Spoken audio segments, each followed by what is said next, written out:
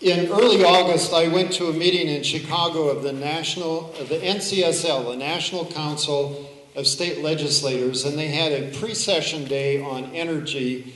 And one of the presenters that made it all worthwhile was Mr. Ron Hinz. And he was a presenter at one of the sessions. And because Public Power in Nebraska is now looking at upgrading generation facilities, it was a perfect fit. I invited him to come back to Nebraska, and so we have him here today. I'd first like to thank the sponsors. I'd like to thank UNL for giving us this space to meet in. I'd also like to thank Mr. Dick Holland, who provided the financing for this trip.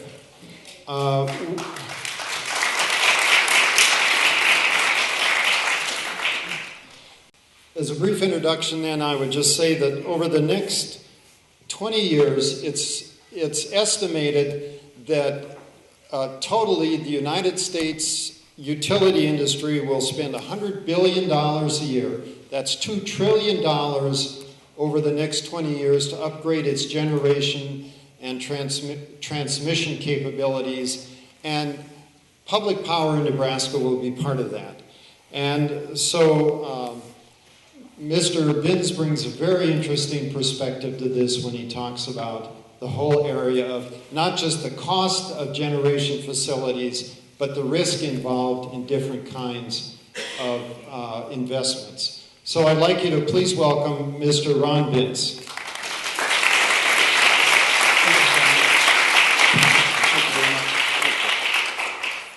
Now, as they say on an airplane, let's make sure we're all going to the same place. This is Calculus 3. I used to teach mathematics, and it's been a long time since I was in a room that looked like this, although most of my students were about a third of the age of people in this room, including myself. Thank you very much for inviting me to Lincoln and earlier today Omaha to talk about some of these issues. I was, until recently, the chairman of the Colorado Public Utilities Commission. I served for 4 years, from 2007 to 2011, during the gubernatorial term of Bill Ritter, who actually invented the expression, the new energy economy. He was elected in 2006 in Colorado and made it his goal to make a lot of changes in the way Coloradans used energy and the kinds of resources that was available to them. Colorado made a lot of progress in those 4 years, and as I now travel the country, I see lots of places who are doing some very interesting things. This isn't just about renewable energy, though. It's about the entire prospect of how are we going to make sure that the $2 trillion that utilities spend, including Nebraska's portion of that, gets spent wisely.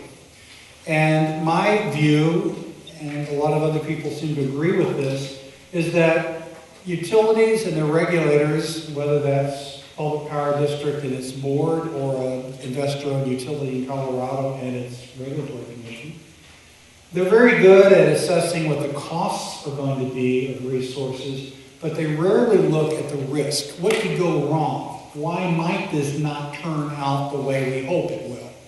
You can't ever remove risk, but you can minimize it, and you can make planning for your utility system, just like for your portfolio, for your personal financial portfolio. Either you or an advisor knows how you avoid risk in a portfolio. Well, many of the same principles apply to electric power.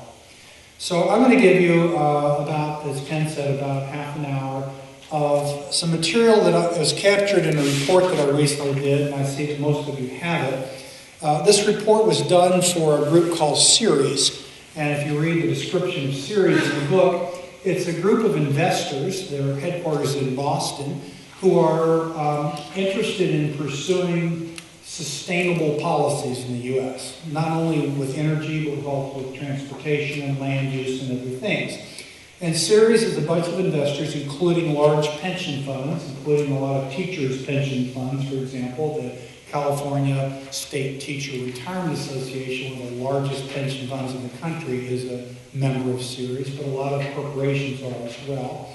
And they're interested in seeing that investors get behind sustainable policies. And so they commissioned me and 3 other co-authors with me to do this report.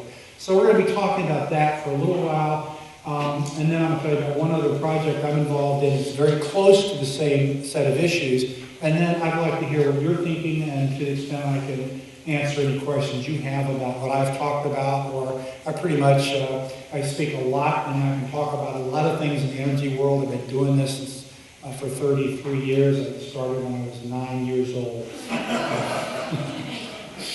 So I have a practice called public policy consulting right now. I'm also working 20% of my time at Colorado State University for something called the Center for the New Energy Economy. I was the PUC chairman for 4 years. Before that, I ran an institute called the Competition Policy Institute. We tried to get competitive policies moving in both telecommunications and in energy. Before that, for 12 years, I was the consumer advocate for the state of Colorado. My job was to represent the interests of consumers before the regulatory commissions in Colorado, the courts, and before the federal regulatory agencies.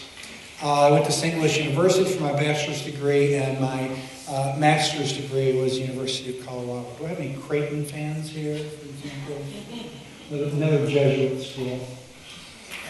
There's the report. There are 4 authors of this. Myself, Richard Sedano, and works for a nonprofit called the Regulatory Assistance Project. He's an expert in this area. Denise Fury used to work for Fitch Investor Services and Citibank. She's got the investment side covered in this report.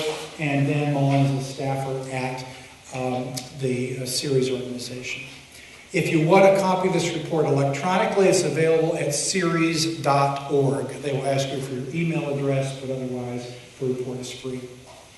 I don't think they sell your email addresses, and I'm pretty sure they don't send you junk. They just want to know who's downloading this and what part of the country they're in. So we're in an area of high stakes. We've already talked about the U.S. power industry entering a build cycle with $2 trillion of investment. Now, just to put that in perspective, the utility industry is worth $1.1 billion right now.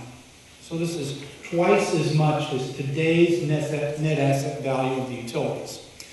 By 2030, by the time you add $2 trillion to 1.1 trillion and depreciate it, you get a number about $2 trillion at the end. So they're going to double from 1.1 billion. I keep saying billions, not billions. It's 1,000 billions.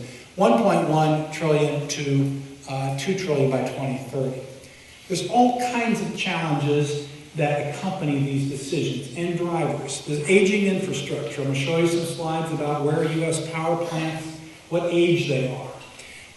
You know that we're going to need new transmission lines for several reasons in this country, only one of which is to bring renewable energy to markets.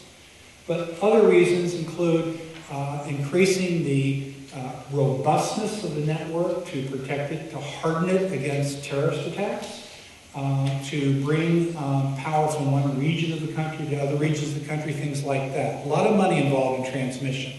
You know that the EPA is following through on both the Clean Air Act and the Clean Drinking Water Act.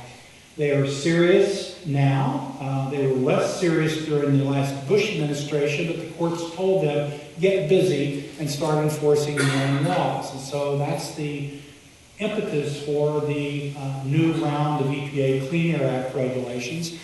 And I think you also know that the EPA is also under court order to regulate the emissions of carbon dioxide, the greenhouse gas emitted by utilities, by power plants when you burn fossil fuel. It's getting, water and air, I should mention also, water is getting to be a very scarce resource. Utilities are among the largest users of water in the United States. And a lot of that consumptive use is running into shortages. Droughts don't help the matter at all. And so the EPA is looking at regulations on water use. All these are going to add up to being a very challenging time.